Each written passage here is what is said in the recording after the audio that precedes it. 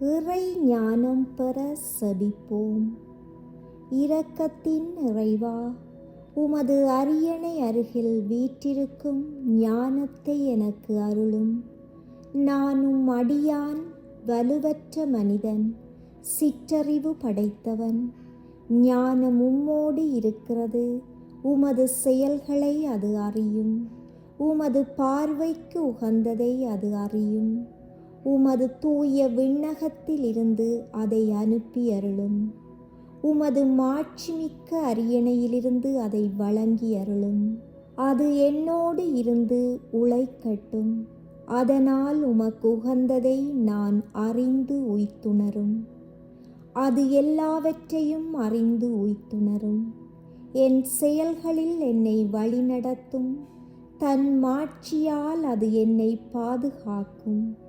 நீர் ஞானத்தை அருளாமலும் உம் தூய ஆவியை அனுப்பாமலும் இருந்தால் உமது திட்டங்களை யாரால் அறிந்து கொள்ள இயலும்?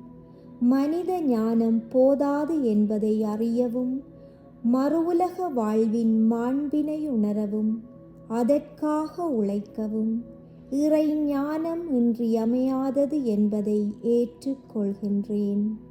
சாலமோனிடம் விளங்கிய ஞானம் என்னிலும் காணப்பட அருள் புரியும்.